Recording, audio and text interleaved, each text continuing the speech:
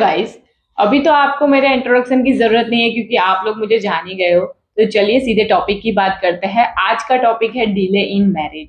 हाँ गाइस, अभी इस समय बहुत लड़के हैं, लड़कियां हैं, उनके मैरिज नहीं हो रहे हैं, डिले हो रहा है मैरिज में। कोई भी कारण सर शादी होते होते रुक जाती है। डिवोर्स केस बहुत ज्यादा बढ़ गए हैं और बहुत ज्यादा ऐसा भी होता है कि सगाई हो जाए फिर टूट जाए, लड़की नहीं मिल रही है, लड़की को लड़के नहीं मिल रहे हैं। बहुत अभी ऐसे बहुत केस है कि अभी 32 ईयर्स के लोग भी अभी कुंवारे बैठे हैं जिसकी शादी नहीं हो रही है। तो हम उसी टॉपिक पर वीडियो लेके आए हैं कि क्यों ऐसा हो रहा है, क्यों मैरिज में डिले हो रहा है, उसका क्या रीजन हो सकता है डिले होने का।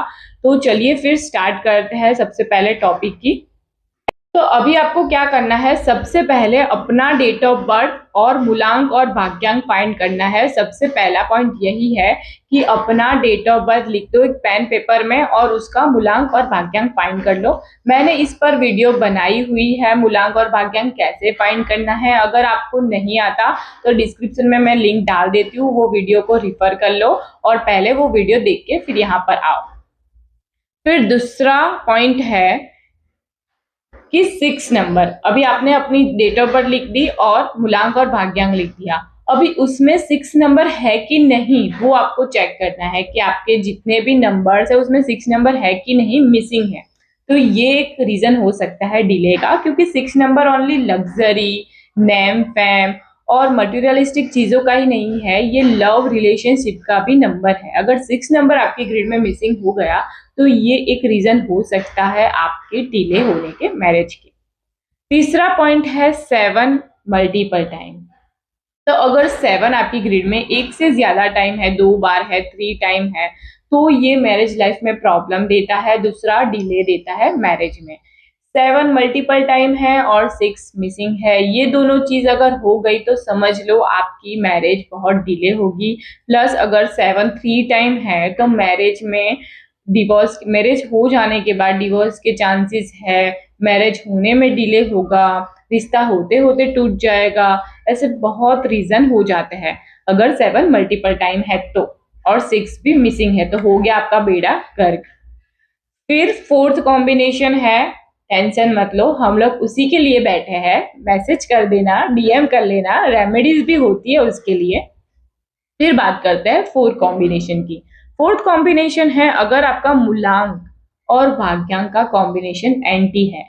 एंटी मतलब आपने जो मूलांक और भाग्यांक सबसे पहले निकाला वो देखो कि वो एंटी यानी 18 है या 81 है। मूलांक 1 है, भाग्यांक 8 है, मूलांक 8 है, भाग्यांक 1 है, 28 है, 82 है, 36, 63, 49, 94।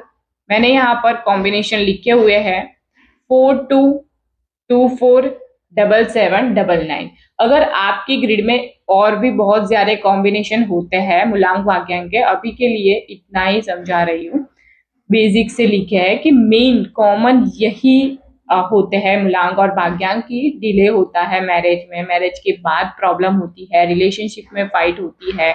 कॉम्बिनेशन ये भी आपको देखना है, कंपेटिबिलिटी का एक मैं टॉपिक लेके आने वाली हूँ कि गर्ल्स और बॉय की कंपेटिबिलिटी कैसे चेक करें मैरिज के लिए। कुंडली अगर किसी को नहीं आती, हॉरोस्कोप नहीं आता, तो घर बैठे कैसे अपनी डेट ऑफ बर्थ से, ओनली डेट ऑफ बर्थ लेके दोनों की आप मिला सकते हो कि कितनी कंपेटिबिलिटी है, शादी आगे निभेगी कि नहीं निभेगी। उस पर भी एक टॉपिक लेके आऊंगी, आप मुझे कमेंट करना अगर आपको वो टॉपिक चाहिए ना तो। फिर फिफ्थ पॉइंट है नेम का स्पेलिंग। अभी ये सबसे इंपॉर्टेंट टॉपिक है और सबसे इंपॉर्टेंट पॉइंट है ये वाला कि नेम का स्पेलिंग। अगर ये सब तो आप चेंज नहीं कर सकते, अगर आपकी बर्थडे में 6 नंबर नहीं है तो आप कहाँ से लेके आओगे। 7 मल्टीपल टाइम है तो आप क्या ही कर लोगे उसके लिए। एंटी मूलांक और भाग्यांक है तो क्या आप अपनी डेट ऑफ बर्थ चेंज कर पाओगे? नहीं कर पाओगे, बट आप अपना नेम का स्पेलिंग चेंज कर सकते हो। तो ये बेस्ड है, मैं सबको यही सलाह देती हूँ कि आपका नेम का स्पेलिंग आपकी डेट ऑफ बर्थ से अलाइन होना चाहिए। अगर आपका देख समझ लीजिए कि 1 और 8 एंटी है, जस्ट फॉर एग्जाम्पल, आपका मूलांक हो गया 1, भाग्यांक समझ लो आपका 2 है, बट आपका नेम का स्पेलिंग का टोटल होता है 8 नंबर। तो 1 और 8 भी एंटी है और 2 और 8 भी एंटी है। मैंने फ्रेंडशिप टेबल समझाया है, फ्रेंड्स ऑन एनिमी टेबल क्या है उसका एक वीडियो बनाया है, वो लिंक भी मैं डिस्क्रिप्शन में डाल देती हूँ, वो जाके पहले चेक कर लो कि कौन सा मूलांक और कौन सा नंबर किसके साथ एंटी है, किसके साथ फ्रेंड है और किसके साथ न्यूट्रल है। वो मैंने डिस्क्रिप्शन में लिंक रख दिए, तो आप देख लेना, वो भी रिफर कर लेना। तो ये आपको सबसे पहले चेक करना है। अगर नहीं है तो आपको कुछ नहीं करना है, कोई अच्छे से न्यूमरोलॉजिस्ट के पास जाओ और नेम का स्पेलिंग चेंज करा लो। ये एक बेस्ट रेमेडी हो जाएगी आपकी रिलेशनशिप में आने के लिए या मैरिज को डिले ना होने के लिए। अब ये बात तो हो गई कि डिले हो रहा है मैरिज में, तो क्या करें। अभी उसकी रेमेडीज भी होती है।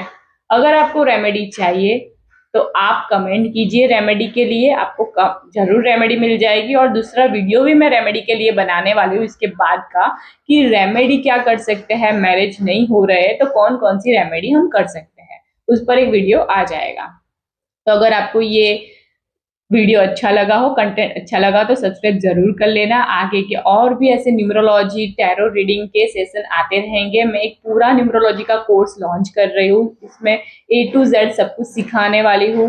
टैरो रीडिंग का भी कोर्स आएगा, एस्ट्रोलॉजी का भी आएगा, बट अभी टाइम है, वास्तु का भी आएगा। तो सब्सक्राइब कर लीजिए, मेरे साथ जुड़े रहिए, आपको सब सीखने मिलेगा फ्री में। और अगर आपको पेड भी सीखना है, मुझसे कंसल्टेशन लेना है, तो आप नीचे डिस्क्रिप्शन में इंस्टाग्राम की लिंक मैंने डाली हुई है, आप मुझसे कनेक्ट करो और आप मुझे कोई भी क्वेश्चन कर सकते हो। आप कंसल्टेशन के लिए बुक कर सकते हो वहां से और मुझसे कनेक्ट कर सकते हो। ठीक है, आज के लिए इतना ही।